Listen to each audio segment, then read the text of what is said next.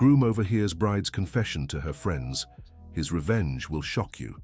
Michael Reynolds felt his heart race as he adjusted his navy blue tie for the 10th time that morning. In less than an hour, he would stand at the altar beside Jennifer, the woman he had loved for 3 years. He decided to stop by her room to wish her good luck, even though tradition said they shouldn't see each other before the ceremony. As he approached the slightly open door, he heard loud laughter inside. Jennifer's familiar voice said something that made him freeze. "Girls, you know I never really loved him, right?" she said between giggles. "But I need this wedding to happen." Michael felt as if someone had dumped a bucket of ice water over him. He leaned against the hallway wall, trying to process what he'd just heard. Was it possible he was dreaming? That this wasn't the voice of the woman he was about to marry? "Jennifer, you're terrible," one of her friends laughed. "But at least he's handsome." "Handsome, sure, but what really matters is that he'll inherit his father's company in a few months," Jennifer replied casually. "My mom said it's one of the biggest construction firms in New York City. Just imagine the life I'll have." The words cut like razors. Michael clenched his fists, overwhelmed by a mix of anger and sadness he'd never felt before. 3 years together, 2 years engaged, and it was all a lie? "What about Brandon?" another voice asked. "Didn't he come back from abroad last month?" "He did." "Actually, we've been seeing each other," Jennifer admitted, prompting squeals from her friends. "You know he's always been the love of my life. I only broke up with him because he had no future prospects." "Jennifer Wilson, you're evil," one of them exclaimed. "And you plan to keep seeing him after the wedding?" "Obviously. Michael is so naive, he'll never suspect a thing." Michael's legs went weak. He steadied himself against the wall, struggling to control his breathing. Part of him wanted to burst into the room and confront her right then, but another part kept him hidden, as if he needed to hear more to believe it was real. Dear listener, if you're enjoying the story, don't forget to like and subscribe to the channel. It really helps us newcomers. Now, back to the story.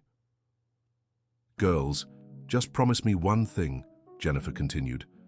"No one can say a word to Michael. You know how dramatic he is. He might cancel everything if he finds out. Relax, girl. Your secret's safe with us," one voice assured. "But I do feel a little sorry for him." "Sorry? Why?" Jennifer asked. "He's getting a beautiful, smart wife from a good family.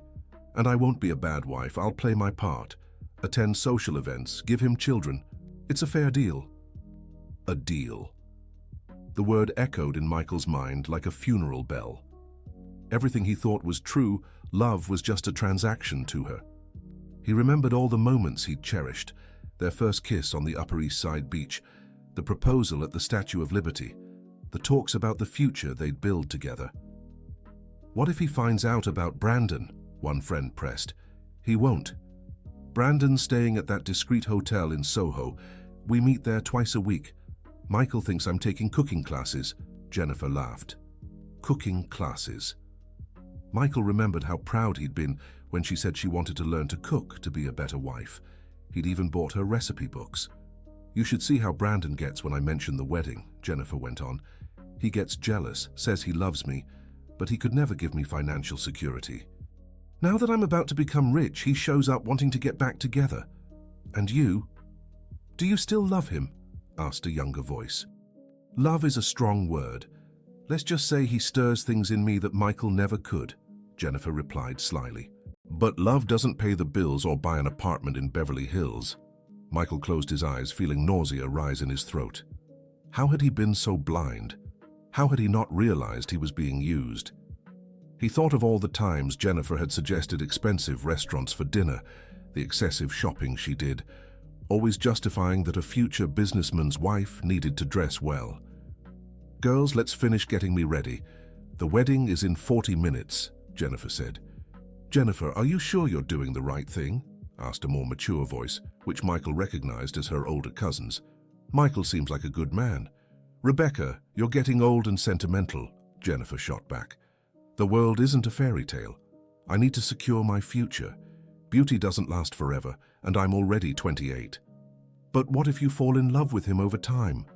"Rebecca, I wasn't born to love a man who wears Amazon Basics shirts and thinks Japanese restaurants are too expensive. Michael is nice, but he's limited. He'll never give me the life I deserve." The words were like knife wounds. Michael remembered how he'd saved for months to buy the engagement ring, how he'd worked overtime to pay for the honeymoon in the Hamptons she'd wanted so badly, all while she was cheating on him with another man. "And the ring? Did you like it?" one of her friends asked. "It's cute, but I expected something bigger. Brandon said once he's settled here in the US, he'll give me a real ring," Jennifer replied. Michael looked at his trembling hands. That ring had cost 4 months' salary. He'd even taken on 2 jobs to afford it. "All done. I look gorgeous," Jennifer exclaimed. "Let's go to the church. My future millionaire husband is waiting for me." Everyone laughed, and Michael heard footsteps approaching the door. Quickly, he left the hallway and hid in one of the side rooms of the venue. He watched Jennifer walk by in her white dress, radiant, chatting excitedly with her bridesmaids as if nothing had happened. She truly was stunning. The French lace dress accentuated her slender figure. The hand-embroidered veil framed her delicate face. For a moment, Michael almost doubted what he'd just heard. Could that dazzling woman really be so cold? But the words still echoed in his mind. "I never really loved him. It's a fair deal." A man who wears Amazon Basics shirts. Michael returned to the room where he'd been getting ready and found his best man and closest friend, Jason Mitchell, adjusting his own suit. "Man, you look awful," Jason remarked, noticing his friend's paleness. "Nervous? It's normal, all grows feel this way." "Jason, I need to tell you something," Michael said, sinking heavily into the armchair. "Talk to me, brother." "What's that look for?" Michael took a deep breath and recounted everything he'd just overheard. Jason listened with wide eyes, shaking his head in disbelief. "That can't be, Michael. You must have misunderstood." "Misunderstood when she said she never loved me? Or when she talked about meeting up with her ex?" Michael shot back bitterly. "Man, this is heavy. What are you going to do?" Michael was silent for a few minutes, staring out the window. The wedding venue's garden was flawless, decorated with white roses and lilies that had cost a fortune. Every detail Jennifer had demanded for her dream wedding. "I don't know yet. Part of me wants to call everything off right now." "And why don't you?" Jason asked. "Michael, you deserve someone who truly loves you." "I know, but 300 guests are arriving. My parents spent their savings on this party, and besides—" Michael paused, a different gleam appearing in his eyes. "Maybe I have a better idea." "What kind of idea?" Jason asked, concerned by his friend's tone. "You'll see, but I need your help." Michael quickly explained his plan to Jason, who was initially reluctant but eventually agreed when he saw his friend's determination. "Are you sure you want to do this?" Jason asked. "Jason, I plan to marry this woman, have children with her, grow old by her side. And I found out that to her I'm just a fool with a bank account. Yes, I'm sure." Dear listener, if you're enjoying the story, don't forget to like and especially subscribe to the channel. It helps us a lot as we're just starting out. Now continuing. The two left the room and headed to the main area of the hall. Guests were already starting to arrive, dressed elegantly for the occasion. Michael greeted relatives and friends, forcing a smile as he accepted premature congratulations. "Michael, my son, you look so handsome," said Mrs. Carroll, his mother, adjusting his suit lapel. "I'm so proud. Jennifer is a wonderful girl." "Thank you, Mom," he replied, feeling a tightness in his chest at the genuine happiness in her eyes. "Your father is so emotional he can barely speak," Mrs. Carroll continued. 28 years waiting to see you married, and to such a refined young lady." Michael nodded, not trusting his own voice. He glanced at his father, Mr. George, who was animatedly chatting with guests about the construction company's expansion plans. The man had worked his whole life to build that business, dreaming of leaving a legacy for his son. "Jennifer looks stunning, doesn't she?" a cousin remarked. "You'll have beautiful children." "Yeah, we'll see," Michael murmured. The ceremony was set to begin in 15 minutes. The hall was nearly full with important figures from New York City society, clients of the construction company, and relatives from both sides. Michael watched it all with a strange feeling, as if he were witnessing someone else's life. Jennifer appeared, escorted by her father, Mr. Richard Wilson, a businessman in the food industry. She truly was dazzling, walking gracefully toward the makeshift altar in the garden. Guests stood up, some taking photos, others whispering compliments. When she reached the altar, Michael looked into her eyes and saw only the perfect mask she wore, the charming smile, the supposedly passionate gaze, the delicate gestures, all calculated, all fake. "Are you okay?" she whispered. "You look a little pale." "I'm great," he replied, forcing a smile. The priest began the ceremony with the traditional words about Christian marriage, speaking of love, companionship, fidelity, and mutual sacrifice. With every word, Michael felt the weight of the farce unfolding before him. "Now, the bride and groom would like to share their personal vows," the priest announced. This was the moment Michael had been waiting for. He had specifically requested this part of the ceremony, claiming he wanted to do something special for Jennifer. "I'd like to go first," Michael said, pulling a paper from his jacket's inner pocket. Jennifer smiled, expecting the romantic words he had always given her. The guests settled in, eager to hear the declarations of love. "Jennifer," Michael began, looking directly into her eyes. 3 years ago, when we met at that cafe on the Upper East Side, I thought I'd found the love of my life." Jennifer kept smiling, though something in her gaze began to show unease at Michael's tone. "All this time, I believed we were building something real, something based on true love and mutual respect," he continued. "I believed you loved me for the man I am, with all my qualities and flaws." Jennifer's smile began to falter. Some guests murmured, finding the formal tone of the vows odd. "But this morning, Jennifer, I discovered a truth that has left me devastated," said Michael, his voice growing steadier. "I found out you never truly loved me." A heavy silence fell over the room. Jennifer tried to interrupt, but Michael pressed on. "I found out our love story is nothing more than a business deal to you, that you chose me not out of love, but for the inheritance I'm set to receive." "Michael, what are you talking about?" Jennifer asked, struggling to maintain her composure in front of the guests. "I'm talking about the conversations you had with your friends earlier, about how you never loved me, about the meetings you've been having with your ex-boyfriend Brandon, about how you see our marriage as nothing but a transaction." The room erupted in whispers. Jennifer turned pale, desperately looking at her bridesmaids, who were equally shocked. Some shook their heads in denial, but the damage was done. "This isn't true," Jennifer cried. "Michael, you're nervous, you're imagining things." "Rebecca," Michael said, turning to Jennifer's older cousin, "you were the one who asked if she was sure she was doing the right thing. Tell everyone here if I'm imagining things." Rebecca froze, glancing between Michael and Jennifer. The weight of everyone's eyes on her was overwhelming. I, she stammered. "Rebecca, you don't have to say anything," Jennifer interjected, but her cousin had already made up her mind. "It's true," Rebecca admitted, lowering her head. "Jennifer, I'm sorry, but he has the right to know." The silence was broken by the sound of Mrs. Barbara, Jennifer's mother, fainting and being caught by family members. Chaos erupted as people stood up, some rushing to help the unconscious woman. "Everyone stop!" Michael shouted, quieting the room. "Please, take care of Mrs. Barbara, but I need to finish what I started." Jennifer was trembling, tears streaking down her face, smudging her carefully applied makeup. "Michael, please, let's talk in private," she begged. "No, Jennifer. You performed our love story in public, so we'll end it in public too," he replied firmly. Michael's father stepped forward, confused and concerned.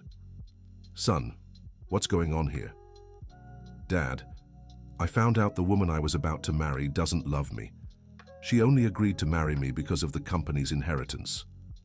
Mr. George looked at Jennifer, who averted her gaze, unable to deny the accusations. "Is this true, young lady?"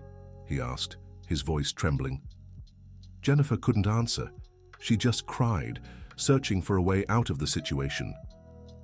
"But Michael," Jason said, following their agreed-upon plan, "what will you do now? Call off the wedding?" Michael scanned the room, the expensive decorations, the family who had worked so hard to make this celebration happen. "No," he said, surprising everyone. "I won't cancel the wedding." A murmur of confusion spread through the crowd. Jennifer looked at him with hope, thinking there might still be a way to salvage things. But I will make one change to the terms, Michael continued. Mr. Parker, did you bring the documents I asked for? A man in his 60s stepped forward from the guests. He was the Reynolds family lawyer. Yes, Michael, Mr. Parker replied, pulling a folder from inside his jacket. What documents are these? Jennifer asked, alarmed. A prenuptial agreement, my dear, Michael explained. A contract stating that in case of separation due to proven infidelity, the guilty party will have no right to any assets acquired during the marriage.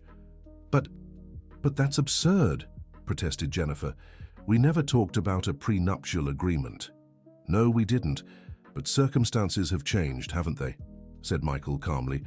Either you sign the contract and we proceed with the wedding, or we cancel everything right now. Jennifer's father stepped forward, trying to mediate. Michael, my boy, let's take it easy. I'm sure we can resolve this another way. Mr. Wilson, with all due respect, your daughter deceived me for 3 years. She pretended to love me while planning to use my money and cheat on me with another man. I think I'm being very generous by still offering the possibility of marriage. Jennifer looked around, seeing the judgmental faces of the guests. Some looked at her with contempt, others with pity. Her reputation was ruined, no matter what she chose to do. How long do I have to decide? She asked, her voice trembling. 2 minutes, replied Michael. The priest is waiting, the guests are waiting, and I've already wasted too much time on lies. Mr. Parker opened the folder and showed the contract. It was a multi-page document, clearly prepared in advance. Jennifer tried to read it, but the words blurred before her nervous eyes. Can I call my lawyer? She asked. There's no time, said Michael. 2 minutes, Jennifer. Decide now. The pressure was unbearable. All eyes were on her. Her parents looked at her with shame and disappointment. Her friends didn't know where to hide, and Michael stared at her with a coldness she had never seen in him before. If I sign, do you promise you won't humiliate me further? She asked. Jennifer, the one who humiliated herself here was you. I just revealed the truth. With shaking hands, Jennifer took the pen offered by the lawyer and signed the contract. Every stroke of the pen felt like sealing her fate. Done, she said, handing the document back. Great, said Michael. Now we can proceed with the ceremony. The priest, who had watched the entire scene in silence, seemed unsure how to continue. Father Thomas, please proceed, Michael requested. My son, after all that's happened, are you sure you want to go through with the marriage? I'm sure I want to go through with my plan, Michael replied cryptically. The ceremony continued under heavy tension. When they reached the traditional vows, both Michael and Jennifer said, I do, though her voice was barely audible. I now pronounce you husband and wife, said the priest, clearly uncomfortable. There was no kiss. Michael simply nodded at Jennifer and turned to the guests. Now I'd like to make one more announcement, he said. Actually, I have a few more revelations to share with all of you. Jennifer looked at him in terror. What else could he have uncovered? Michael pulled a yellow envelope from his jacket pocket and handed it to Jennifer. Open it, he ordered. With trembling fingers, Jennifer opened the envelope. Inside were printed WhatsApp conversations between her and Brandon. Intimate exchanges where she discussed her plans and made her disinterest in Michael painfully clear. How did you get these? She asked, horrified. It wasn't hard. You always left your phone unlocked when we were together. After all, you trusted the fool you were deceiving, Michael said. Jennifer tried to tear the papers, but Michael stopped her. Don't bother. I have digital copies of everything. At that moment, a tall, dark-haired man entered the hall. Jennifer paled even further when she recognized him. Brandon, what are you doing here? She asked. You called me, remember? Brandon replied, confused. You sent a message saying you'd changed your mind about the wedding and wanted to see me urgently. I never sent any message, protested Jennifer. Oh, but I did, said Michael Reynolds, pulling Jennifer's phone from his own pocket. I used your phone a few hours ago when you were getting ready. The confrontation between the three became inevitable. Brandon finally understood the situation and tried to explain himself. Look, man, I didn't know she was really getting married. I thought it was just a joke. A joke? Michael questioned. You thought betraying me with my fiancée was a joke? Actually, she's the one who betrayed me, said Brandon. Jennifer told me the wedding was just for appearances, that you two had an arrangement, that there was no love between you. Jennifer was cornered. The lies she'd told each man were now colliding in front of everyone. "That's not true," she shouted. "Brandon, you know I love you." "And what about me, Jennifer?" asked Michael. "Do you love me or not?" I, she stammered, unable to form a coherent answer. Dear listener, if you're enjoying the story, don't forget to like and subscribe to the channel. It helps us a lot as we're just starting out. Now back to the story. Brandon looked at Jennifer with disappointment. "Jennifer, you lied to both of us. You told him you loved me, and you told me you didn't love him. What's the truth?" "The truth," Michael interjected, "is that she loves no one but money." At that moment, an elegant woman in her 40s entered the room, accompanied by a man in a suit. "Excuse the interruption," she said. "I'm looking for Michael Reynolds." "That's me," Michael replied, surprised. "My name is Amanda Reynolds Parker. I'm the daughter of George Reynolds," she said, causing a stir in the room. Mr. George nearly fainted. Mrs. Carroll steadied him, both staring at the woman as if they'd seen a ghost. "This can't be," murmured Mr. George. "Daddy, I can prove who I am," said Amanda, pulling documents from her bag. "I have my birth certificate, DNA tests. I'm your daughter from the relationship you had before marrying Mrs. Carroll." The silence in the room was deafening. Jennifer watched the scene with growing horror, starting to grasp the implications of this revelation. "Amanda," Mr. George said, his voice trembling. "My daughter, I searched for you for years. Your mother disappeared when you were born." "Mum died when I was 15. I only just managed to track you down," Amanda explained. "And I came here because I heard about my brother's wedding in the society pages." Michael looked at Jennifer, who was growing paler by the second. "Jennifer, are you okay?" he asked sarcastically. Why is she here?" Jennifer asked, though she already knew the answer. "Because, my dear wife, under US law, she's entitled to half the inheritance you were so desperate for," Michael explained. "The company you thought would be yours will now be split between me and my sister." Jennifer finally understood. Her entire plan, months of deception, all the betrayals, had been for nothing. The fortune she'd craved had just been cut in half, and thanks to the contract she'd just signed, she'd get none of it. You knew about this?" she asked. "I found out last night," Michael admitted. "Amanda called me. That's why I had Mr. Parker draft the prenup. I wanted to see how far you'd go for money." "You tricked me," Jennifer accused. "I protected myself," Michael corrected, "unlike you who deceived me from day one." Amanda stepped closer to Michael and hugged him. "Brother, I'm sorry for showing up at your wedding. I didn't mean to cause trouble." "You didn't cause trouble, Amanda. Actually, you helped me discover the true character of the person I was marrying," said Michael, returning the hug. Jennifer was in complete panic. Everything she had worked for, all her plans, were falling apart. The worst part was that she was now legally married to Michael, with no easy way to annul the marriage. "Brandon, take me away from here," she begged. "Jennifer, after everything that happened, do you really think I still want anything to do with you?"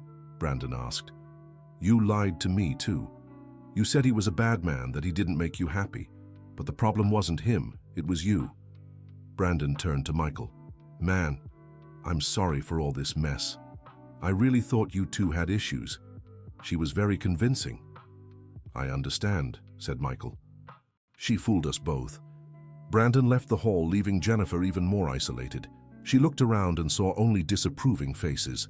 Even her friends avoided her, ashamed of having been part of the charade.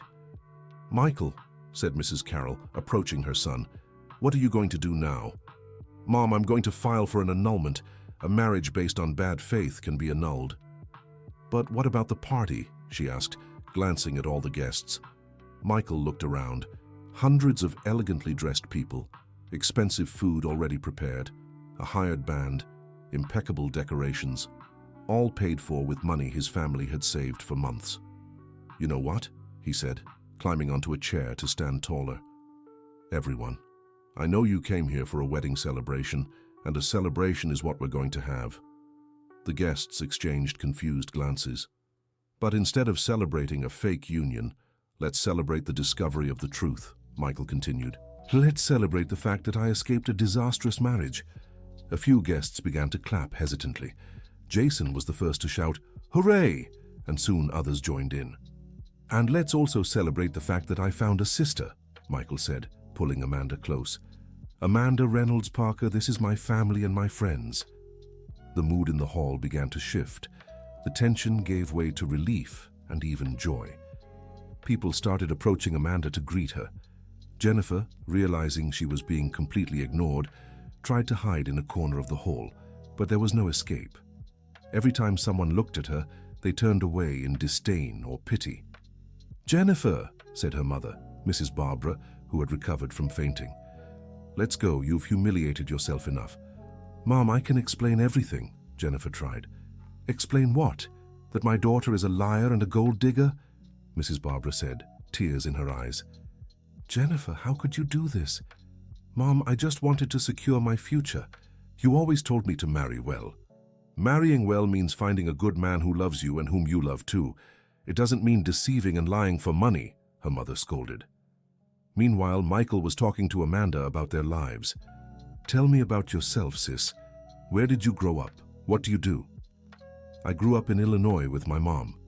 She never wanted to tell me much about Dad, only that he was a good man she had lost, Amanda explained. I'm an architect.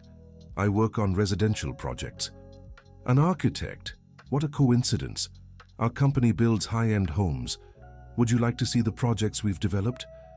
I'd love to, Amanda said, excited.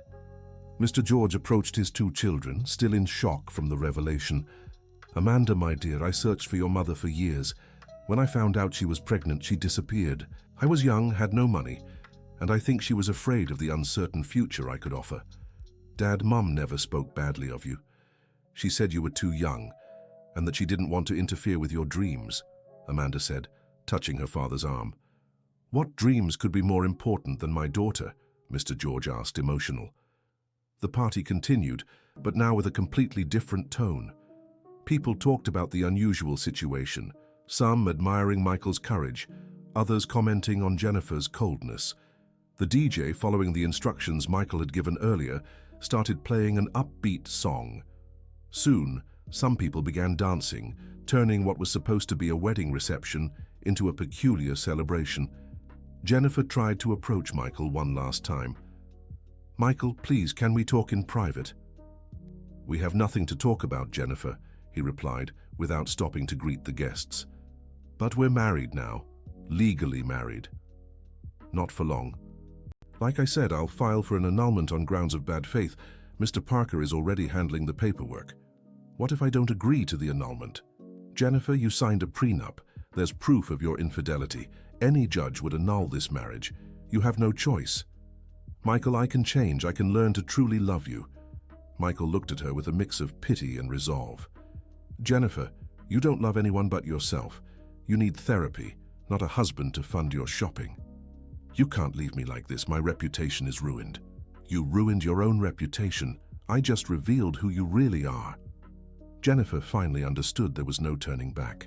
Everything she had built with lies was crumbling. She began sobbing uncontrollably, drawing the attention of some guests who still felt sorry for her. Rebecca, her cousin, stepped forward. Jennifer, let's go. You need to rest and figure out what to do now. What am I going to do, Rebecca? I'm ruined. No one will want to date me after this. Jennifer, you're young, beautiful, and smart. Stop thinking only about money and learn to love for real. There's still time for you to redeem yourself. As the two spoke, Michael was receiving congratulations from several guests. Michael, you were very brave, an elderly woman said. My granddaughter went through something similar, but only found out after the wedding. You were lucky. Mrs. Carroll, it wasn't luck. It was intuition. I'd been noticing some strange things in her behavior. What kind of things? Jason asked. She always made excuses to go out alone. There was always some class or commitment I couldn't join, and lately she was very interested in details about the inheritance. Why didn't you say anything before? Jason asked. Because I was in love and wanted to believe they were just coincidences. But this morning, When I heard those words, everything made sense. The party continued for a few more hours. Jennifer and her family ended up leaving early, unable to bear the humiliation. Many guests stayed until the end, impressed by Michael's ability to turn a personal tragedy into a celebration of truth. Amanda quickly integrated into the Reynolds family. Mrs. Carroll welcomed her like a long-lost daughter. Mr. George couldn't stop looking at her, still in disbelief over their reunion. "Amanda, do you have children? Are you married?" Mrs. Carroll asked. "I have an 8-year-old daughter, Emily, and I've been divorced for 2 years," Amanda replied. "Emily's father lives in Chicago, but we have a good relationship." "A granddaughter!" Mrs. Carroll exclaimed. "Mr. George, we have a granddaughter." The man couldn't hold back his tears. After a lifetime building a business to leave to his son, he now discovered he had a daughter and a granddaughter to include in his plans. "Amanda, would you like to move to New York City?" Mr. George asked. "You could work with us at the company." "Dad, I'd be honored. But what about Emily? Her life is settled in Illinois." "We'll bring her too. New York City has excellent schools, and she needs to meet her grandparents and uncle," said Michael. As the party came to an end, Michael felt lighter than he had in months. The discovery of Jennifer's betrayal, painful as it had been, had freed him from a life that would have been a lie. "Jason, do you think I did the right thing?" Michael asked his best friend. "Man, you were brilliant. Any other guy would have called off the wedding right then. But you managed to protect yourself legally and expose her publicly. She'll never do this to another man again." "It wasn't revenge, Jason. It was justice. So what now? What are your plans?" Michael looked around the hall, where his newfound sister was chatting animatedly with his parents. He glanced at the true friends who had stayed until the end to support him. He took in the life he was starting to rebuild. "Now I'll focus on family and work. I'll help Amanda settle here. I'll get to know my niece, and maybe one day I'll find someone who truly loves me." "You absolutely will. You're an amazing man, Michael. Jennifer just didn't appreciate you." When the last guests said their goodbyes, Michael stood alone in the hall for a few minutes. He looked at the decorations that had cost so much, the flowers that would wilt in hours, the altar where his life had almost taken a disastrous turn. His phone buzzed. It was a message from an unknown number. "Michael, it's Rachel, Jennifer's cousin. I just wanted to say you did the right thing. Many in the family knew what she was doing, but no one had the courage to tell you. You're a man of integrity and deserve someone better. I wish you all the happiness in the world." He smiled. Maybe not all was lost. Maybe there were still good people in the world who could recognize and value honesty. In the days that followed, the story of Michael and Jennifer's wedding spread quickly through New York City's social circles. Some criticized his approach, believing he should have handled it privately. Others admired his courage for exposing the truth publicly. Jennifer tried to reverse the situation through a lawyer, but the evidence against her was irrefutable. The prenup she'd signed was valid, and the printed messages clearly showed her bad faith. The annulment was granted in record time. Meanwhile, Amanda moved to New York City with her daughter Emily. The girl adjusted quickly to the new city and family. Mr. George couldn't hide his joy at having a granddaughter to spoil. "Grandpa, can you teach me how to build houses?" Emily asked one day. "Of course, sweetheart. You can work with us when you grow up," Mr. George replied, moved. The Reynolds family business gained new energy with Amanda's arrival. Her architectural projects brought a modern, sustainable vision to their ventures, attracting new clients. Michael, in turn, discovered a calling to help others in similar situations. He began giving talks about toxic relationships and how to spot signs of material interest in potential partners. 3 months after the failed wedding, Michael was walking through a park in Greenwich Village when he bumped into a woman carrying several grocery bags. "I'm so sorry," he said, helping gather the fallen items. "It's nothing," she replied, smiling. "Thank you for your help." She was a simple woman, brown hair in a ponytail, wearing jeans and sneakers. Nothing flashy, but her smile was genuine and her eyes radiated kindness. "I'm Michael," he said, extending his hand. "Olivia," she replied. "Do you live in this neighborhood?" "No, I'm visiting a friend. And you?" I live up the street. I work as a teacher at the public school. They talked for a few minutes. So Olivia showed no interest in asking about Michael's profession or financial situation. They spoke about books, movies, and life in the neighborhood, a natural conversation with no hidden motives. "Would you like to get coffee sometime?" Michael asked. "I'd love to," Olivia replied, "but fair warning, I'm a simple person. I don't like fancy places." "Perfect. I know a bakery nearby with the best coffee around." They planned to meet the following Saturday. When Michael got home, he told Amanda about the encounter. "She seems nice," Amanda said, "but take it slow. After what you went through with Jennifer, it's better to really know someone before getting involved." "Don't worry, I've learned my lesson." The date with Olivia was exactly what Michael needed. She was genuine, talking about her dreams of becoming a better educator, the students she adored, and the importance of family values. Not once did she ask about money or show material interest. They started seeing each other regularly. Olivia met Michael's family naturally, without rush or pressure. Emily loved her new aunt, Olivia, who always brought children's books and played with her in the garden.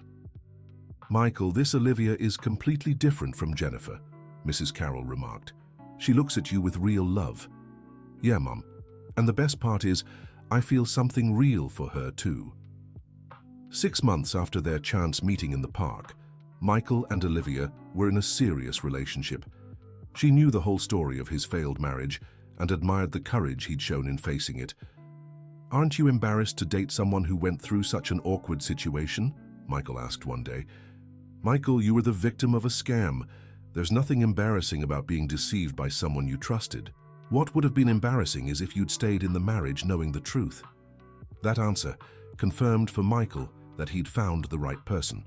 Someone who understood his past without judgment, who valued his honesty and character. Meanwhile, Jennifer tried to rebuild her life in another city. She'd moved to upstate New York, where she got a job at a marketing firm. But her reputation had preceded her, and she struggled to connect with people who knew her story. Brandon, on the other hand, had returned overseas, disappointed with his American experience, and especially his involvement with Jennifer. Before leaving, he sought Michael out to apologize once more. "Man, I need you to know I never meant to hurt you," Brandon said. "Jennifer convinced me you two weren't in love." "I get it, Brandon. She's very persuasive when she wants something." "How did you figure it all out? Did you have any specific suspicions?" "Lots of little things that started adding up. She never cared about the things I liked, always changed the subject when I talked about long-term plans, and had this weird obsession with my finances." "And now? Have you moved on?" "I have. Honestly, I'm grateful I found out before having kids with her. Can you imagine the mess that would have been?" A year after the failed marriage, Michael took Olivia to the same hotel in the Hamptons where he'd planned to honeymoon with Jennifer. But this time was different. It was a trip with purpose. On their last night during a beachside dinner, Michael knelt before Olivia. "Olivia, a year ago, I thought I knew love, but I was wrong. Now I know what real love is. That's exactly how I feel about you. Will you marry me?" Olivia began to cry with emotion. "Michael, I love you so much, but are you sure you want to get married again? After everything you've been through?"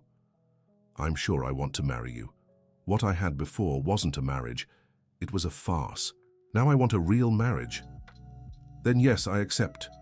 The proposal was simple but heartfelt. No cameras, no spectacle, just two hearts meeting genuinely. When they returned to New York City, the news of their engagement was met with joy by the Reynolds family. Amanda organized a dinner to celebrate, and Emily insisted on being the flower girl. "Uncle Michael, is this going to be a real wedding this time?" the little girl asked innocently. "This time it's going to be a real wedding, Emily," he replied with a smile. Michael and Olivia's wedding was set for the following year, a simple ceremony at the neighborhood church where she grew up. No extravagance, no excessive spending. Just family and true friends to witness the union of two people who truly loved each other. Mr. Parker, who had become a family friend, offered to handle all the legal aspects free of charge. "Michael, after everything you've been through, it's a joy to see you genuinely happy," the lawyer said. "Mr. Parker, you saved me that day. If it weren't for the prenup, I could have lost so much more. Justice always prevails, my boy, and you deserve all the happiness in the world. In the months leading up to the wedding, Michael often reflected on the lessons he'd learned. His experience with Jennifer, painful as it was, had taught him to value authenticity and honesty in a relationship. Olivia didn't care about designer clothes, didn't insist on expensive restaurants, and showed no interest in Michael's material possessions. Her interest was in who he was, the values they shared, the dreams they could build together. Michael, do you think Jennifer learned anything from all this? Olivia asked one day. I hope so. I hope she realized happiness can't be bought with money. Do you still feel angry at her? I'm not angry anymore. I pity her.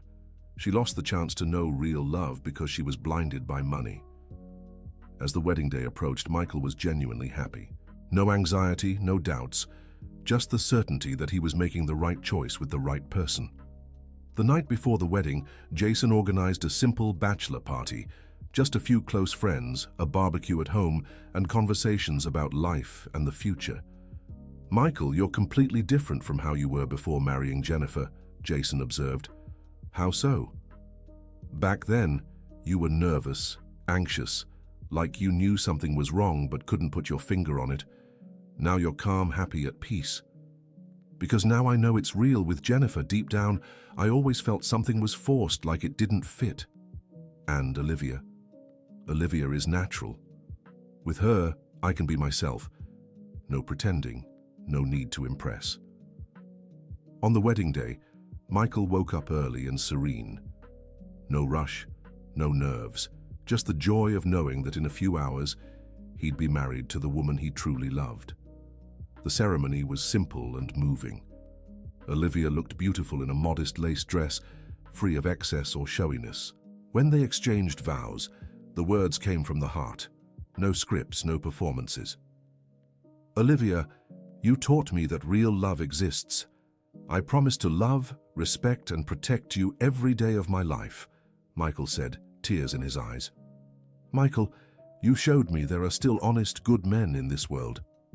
I promise to stand by your side through good times and bad, and to build a family with you based on love and truth, replied Olivia. When the priest declared them husband and wife, their kiss was natural, genuine, celebrated with heartfelt joy by everyone present. The reception was held at Olivia's parents' home, in the backyard decorated with simple lights and garden flowers. The food was prepared by the family themselves, with traditional recipes passed down through generations. It was the complete opposite of the lavish wedding Michael had once planned with Jennifer. Michael, how do you feel? Amanda asked during the celebration.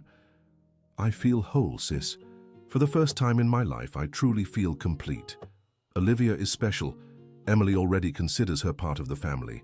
And she is part of the family. Now we're all truly one family. During the party, Michael received a text on his phone. It was from Rebecca, Jennifer's cousin. Michael, I heard about your wedding. I just wanted to say I'm so happy for you. I saw Olivia in photos on social media, and I can tell you two are meant for each other.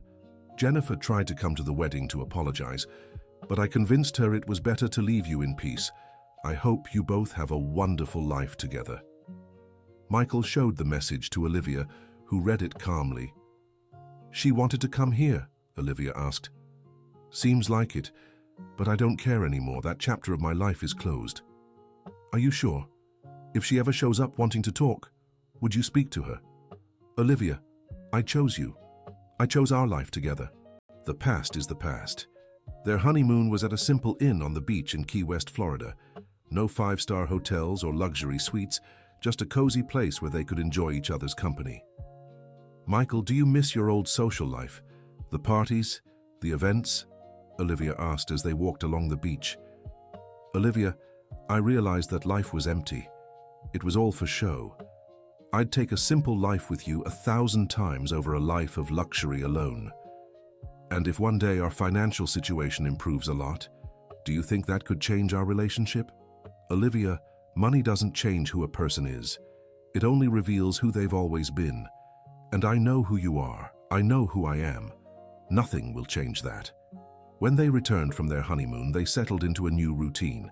Olivia continued teaching, Michael worked at the family business with Amanda, and on weekends they gathered for family lunches with Mr. George, Mrs. Carroll, and Emily. "Dad, I've never seen you this happy," Amanda remarked one Sunday during lunch. "It's because now I have everything I ever dreamed of. A close-knit family, happy children, a daughter-in-law who's like a daughter, a wonderful granddaughter," Mr. George replied. "And I've realized I don't need much to be happy," Michael added. "Just the right people by my side." 2 years after marrying Olivia, Michael got an unexpected call. It was Jennifer. "Michael, I know you must be surprised to hear from me," she said. "I am. What do you want, Jennifer?" "I wanted to apologize. Truly. I wanted to tell you I understand what I did wrong." "Jennifer, that was a long time ago. I've moved on." "I know. I saw you remarried. She seems like a good person." "She is. She's wonderful." "Michael, I made a lot of mistakes. I lost important people because of my greed.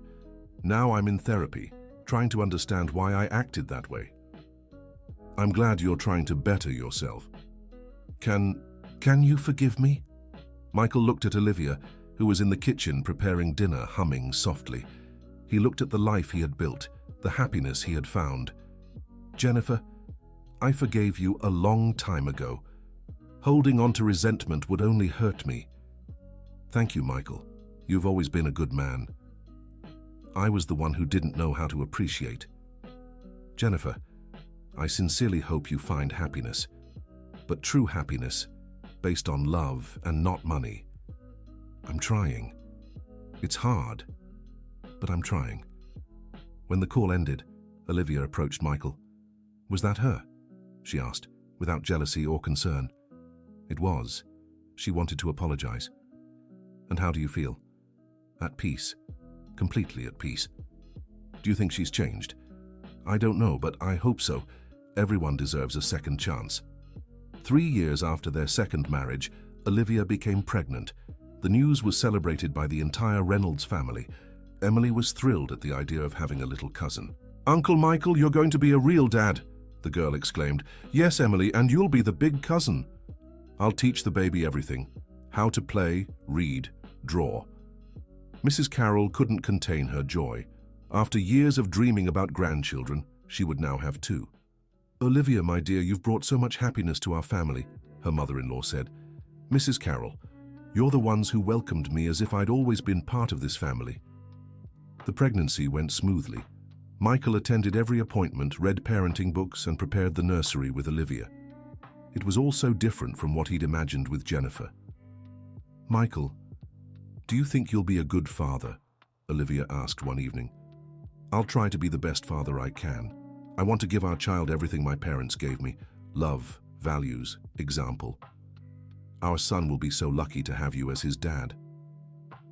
When the baby arrived, a boy named Ethan, Michael felt an emotion he'd never experienced before. Holding his son, he understood the true meaning of wholeness. "Olivia, thank you for giving me the greatest gift of my life," he said, tears in his eyes. "Thank you for giving me a real family," she replied. Mr. George, upon meeting his grandson, was too emotional to speak. "Now the Reynolds family is complete," he said, 3 generations together. The first months with Ethan were challenging, but full of joy. Michael discovered he loved changing diapers, giving bottles, and rocking his son to sleep. What he once saw as chores now felt like privileges. Emily turned out to be a wonderful cousin, always eager to help with the baby. Amanda joked she now had 2 children. "Emily, you're the best cousin in the world," Michael said one day. "I love Ethan, Uncle. When he grows up, I'll teach him to play soccer. I'm sure he'll love playing with you." A year after Ethan's birth, the Reynolds family was closer than ever. The company thrived with Amanda's innovative projects. Michael had become a devoted father, and Olivia balanced motherhood with her teaching career perfectly. During Ethan's birthday party, Michael looked around at everything he'd achieved: his real family, loyal friends, healthy son, and loving wife. He thought about how different life could have been with Jennifer. "What are you thinking about?" Olivia asked, noticing his thoughtful gaze. how grateful I am for discovering the truth that day. Do you regret anything? I regret taking so long to see the signs, but I don't regret exposing everything publicly. It was freeing. And today? How do you feel today? Michael looked at his sleeping son, his wife who truly loved him, and his finally complete family. Today, I feel like the happiest man in the world, and I know this happiness is real, true, built on solid ground. I love you, Michael Reynolds, and I love you, Olivia Reynolds. Michael Reynolds' story taught everyone who knew the details that the truth, no matter how painful, always sets you free. That true love exists, but it must be based on honesty and genuine values. And that sometimes life's biggest mistakes can lead to its greatest blessings. Jennifer, in her new life in the countryside, eventually met a simple young man who loved her for who she was, not for what she had. She finally learned that money can buy comfort, but it can't buy happiness. Her relationship with Brandon had ended for good when he realized she was capable of deceiving anyone for her own gain. The story of their failed marriage became legendary in New York City, serving as an example to many about the importance of truly knowing the person you intend to marry. Without intending to, Michael became an informal counselor to friends going through troubled relationships. "Michael, how did you know Olivia was different?" asked a friend facing similar struggles.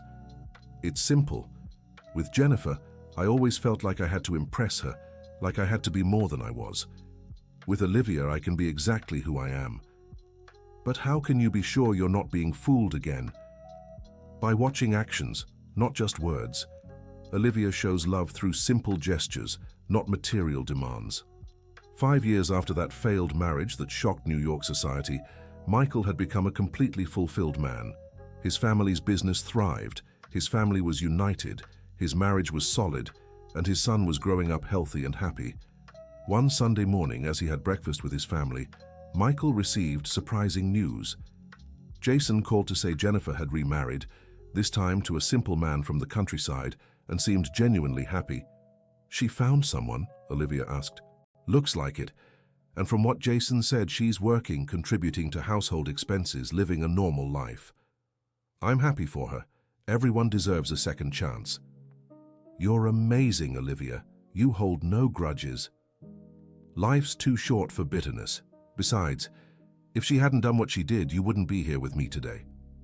Michael smiled, embracing his wife. She was right. Everything had happened exactly as it should have. That afternoon, as he played with Ethan in the garden, Michael reflected on all the lessons he'd learned.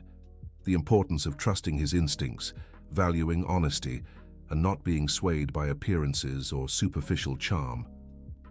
"Daddy, why are you smiling?" asked Ethan, who was just starting to talk. "Because I'm happy, son. Very happy."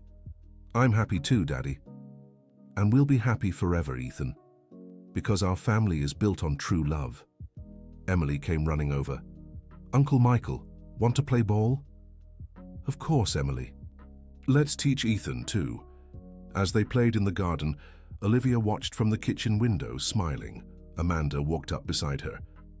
"They're beautiful together, aren't they?" Amanda remarked. "They really are. Michael's a wonderful father. He deserves this happiness after everything he went through. Amanda, sometimes I think everything happened so we could find each other. If he'd married Jennifer, our lives would have been completely different. Destiny works in mysterious ways, doesn't it? It does, and I'm grateful every day that my path led me to this family." When night fell after a perfect day with family, Michael and Olivia put Ethan to bed and sat on the porch to talk, as they did every evening. "Michael, have you ever imagined what our lives would be like if you hadn't discovered Jennifer's lies?" "I'd rather not think about it. Probably I'd be unhappy. She'd be cheating on me, and you'd be married to another man." "Don't say that," Olivia laughed. "Maybe I'd still be single, waiting for you to show up." "Olivia, can I ask you something?" "Of course." "Do you have any regrets? Anything you wish were different in our life?" Olivia thought for a few seconds. "I don't have any regrets, Michael. Our life is simple, but it's real, it's honest, it's full of love. What more could I want? And here I thought I needed money and status to be happy. Happiness is in the little things. It's in Ethan sleeping peacefully, in Emily playing in the garden, in your family welcoming us, in your parents treating our son like he's their first grandchild. You're right. Happiness is right here, in this moment, with you. They stayed silent for a few minutes, just enjoying each other's company, until Michael had an idea. Olivia, how about we renew our vows in a few years? When Ethan is older? Why? Do you doubt our marriage? She teased. No. I want to celebrate. I want to show everyone what a real marriage looks like.